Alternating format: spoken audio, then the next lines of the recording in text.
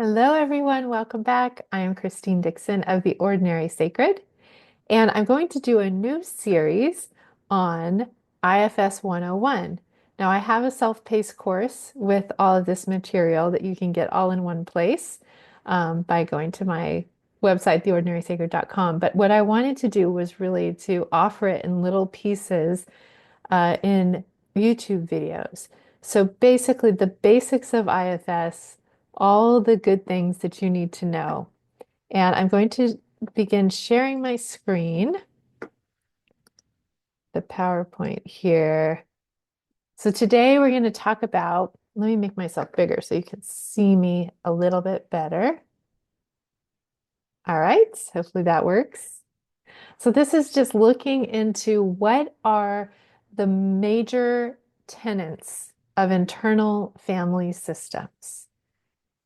What makes it so special? Now, I made this PowerPoint in 2022, a few years ago. So internal family systems sees all people as multiples. We do not have a mono mind. So this is such a hugely important, I would say, not just a theory, but something that you live and you experience and you realize, right? We have this language in our common vernacular where we say, a part of me is feeling this way, and a part of me, part of me wants to go to the party and part of me wants to stay home.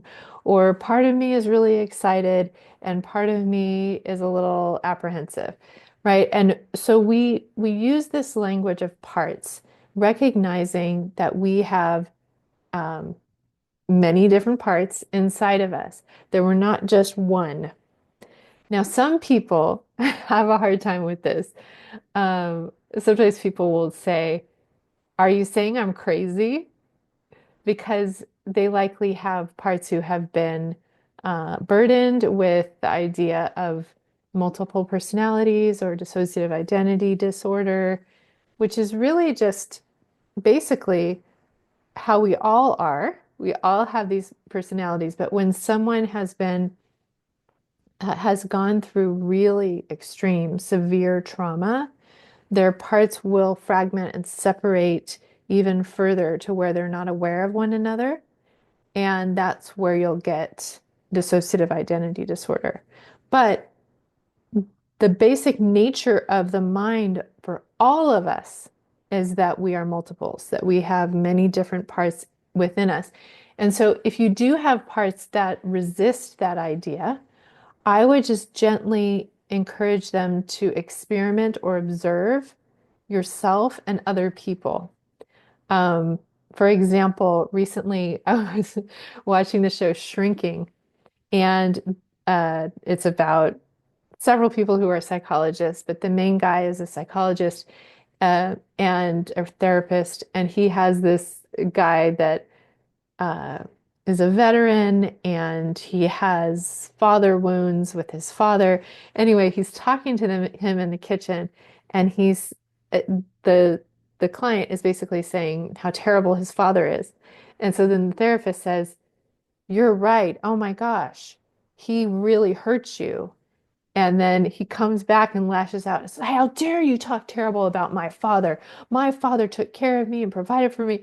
And you can see in this interaction two different polarized parts in him, right? Where he has parts who experienced harm from his father and are angry about it, understandably, but then also other parts who see the good attributes of his father and are very loyal and protective of his father, right? And so if another person outside sides with one, the other comes out, right? And we can have this so often in our relationships. My husband knows, that if he sides with one side of my polarized parts, the other side's going to come out, and it'll feel like I'm inconsistent, right? But it's really that both sides live within me.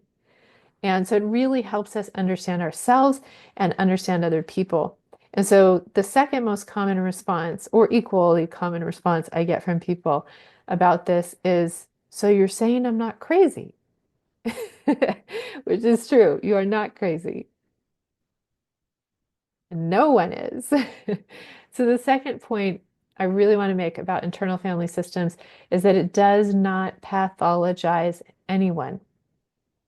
Typical diagnoses in the DSM 4, 5, all the DSMs, are evidence of extreme parts that are working to protect you.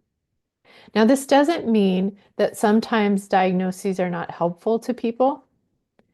When I was an educational therapist, I was an educational therapist for over 20 years.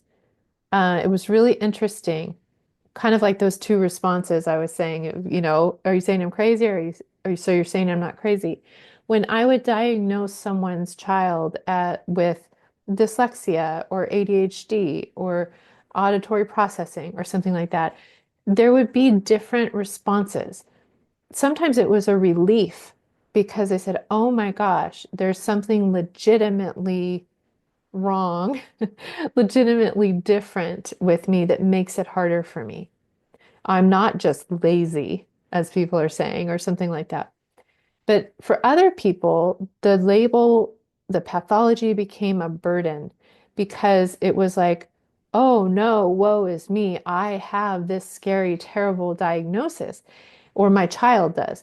And I would try really hard to explain to the parent that I'm not telling you anything that you don't already know, because the way that ADHD is diagnosed is that you fill out a questionnaire about all of these behaviors that you have observed. So you already know these things to be true. You're giving them back to me, and I'm making a label of ADHD. And so um, again, it's kind of a both and. It's like when you have this cluster of parts, these ways that your system has organized to deal with trauma or threats in your environment, when your system organizes in that way, we call it OCD, or we call it bipolar, or we call it borderline personality disorder, right? Um, but what happens for a lot of people when they get those diagnoses is that there's huge shame around it, and there's this like finality, like an identity. This is who I am. I have bipolar. I have OCD, right? They'll say, I am bipolar, or I have it, or I am OCD, or I have OCD. And that to me is inaccurate because what it really is it describes how you make sense and how your system is organized to protect you from threats and from trauma. However, there's also hope. You don't always have to be this, because if you can get to the roots and you can appreciate how your system is organized and not shame it, not pathologize it, but you can actually get to the parts that it's protecting and help them, which IFS shows you exactly how to do that, then they don't have to organize in that way anymore. Their extreme roles can relax, they can take on different things, they can have more energy for presence and playfulness and creativity and not feel so threatened.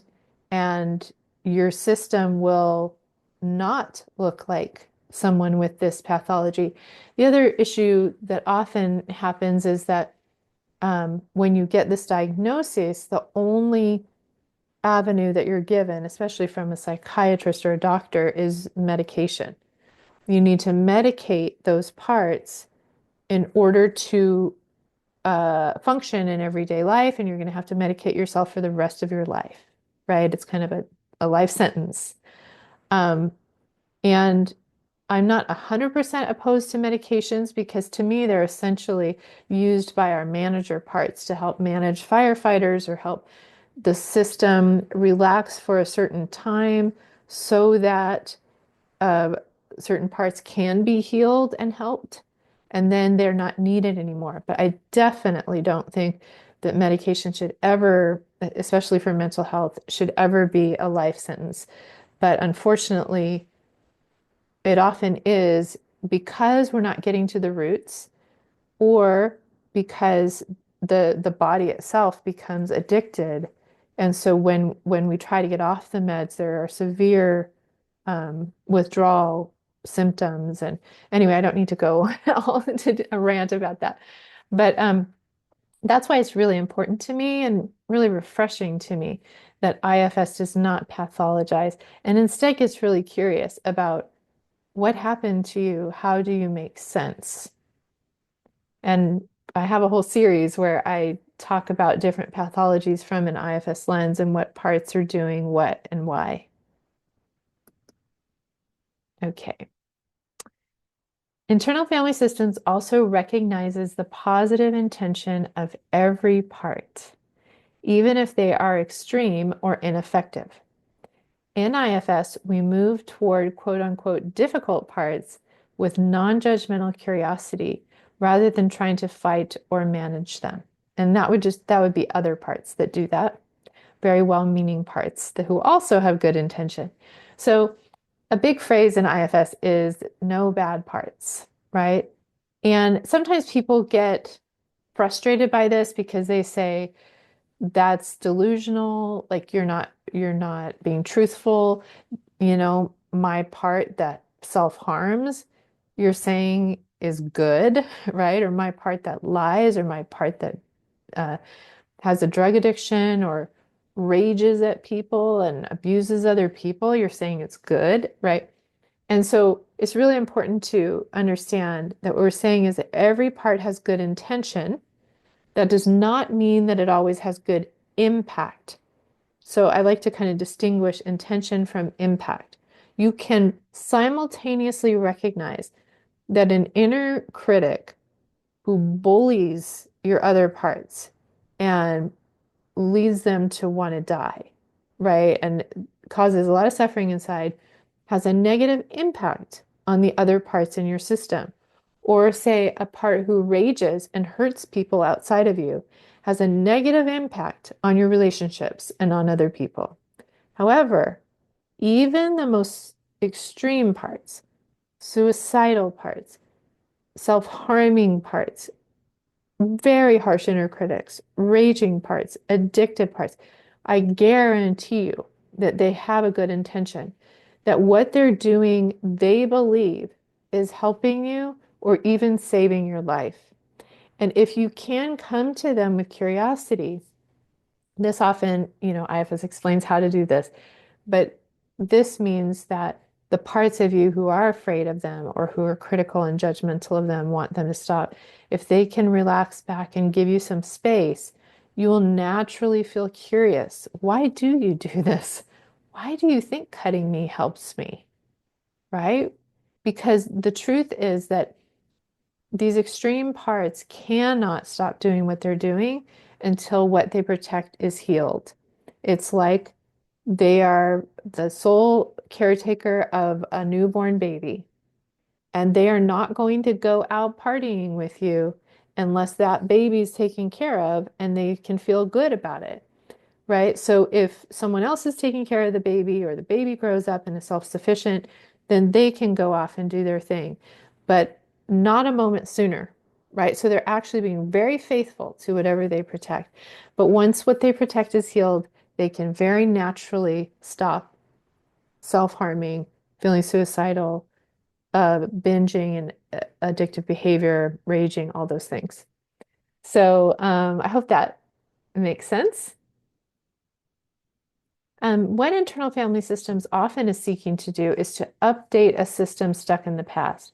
So there are these parts of us that are organizing, like it says here, extreme parts working to protect us, right? They have organized in this way, usually around something really significant in our past. It could be a really big acute trauma. It could be complex trauma, moment after moment after moment, where they were conditioned to believe that they are bad, right? Or that the world is scary and nobody can be trusted. But these things have happened in the past, and so their responses make complete sense based on that. But we want them to come out of the past and come into the present. So and we'll talk about who does this, but we go back into the past, we get those parts, we witness what happened to them, reparent them, redo the situations that have caused them so much trauma, and then we bring them into the present and help them unload those burdens like, I'm unlovable, I'm a failure, I'm too much.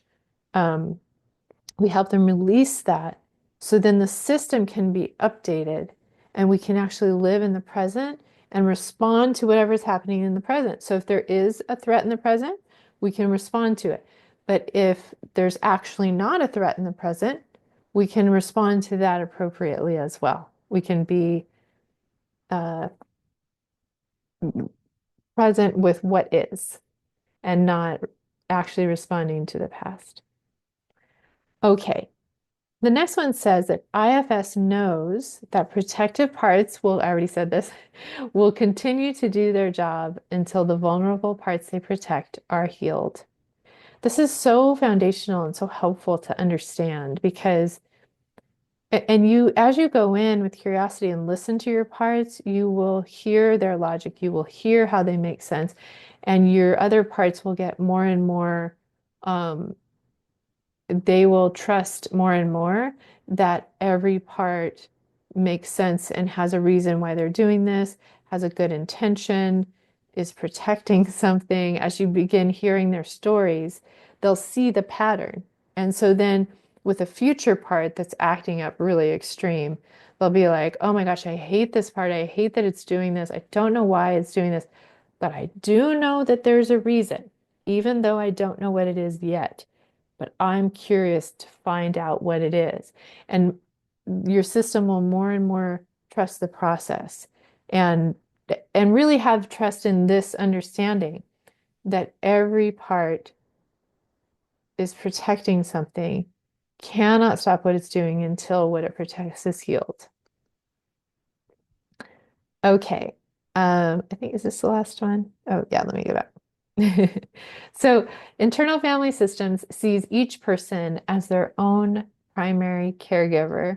This is a phrase that Dick Schwartz uses a lot in his book, You Are the One You've Been Waiting For, your own primary caregiver, and that healing comes from within through attachment with one's true self, which is our healing source. Now, I just noticed this that I put all caps self there.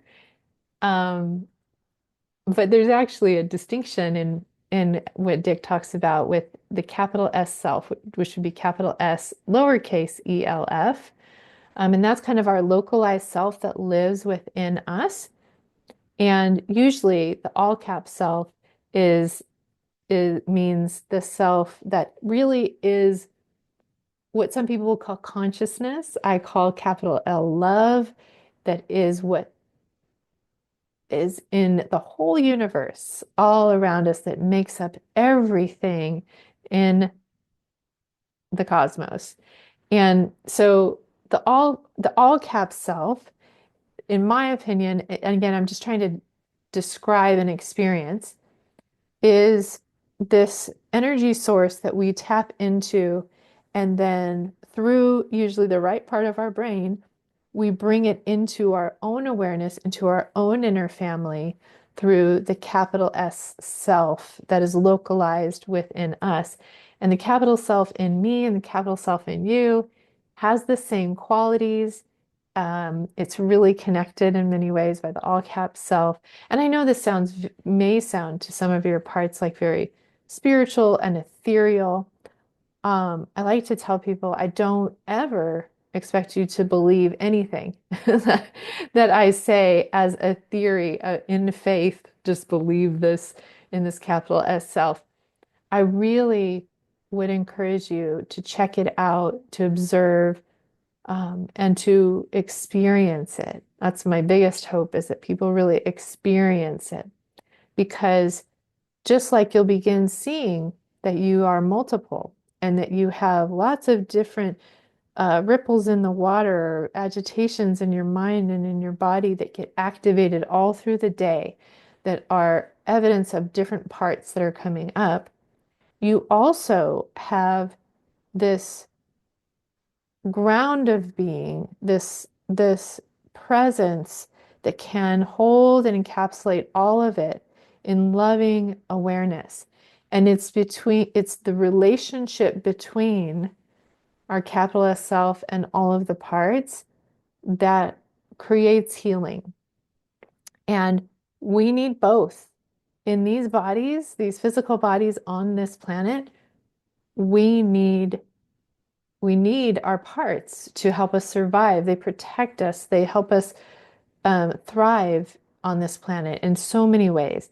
So they're so incredibly helpful, and they're not always all burdened. So when they are burdened, we have access to this incredible resource of self inside that can come and love them into healing.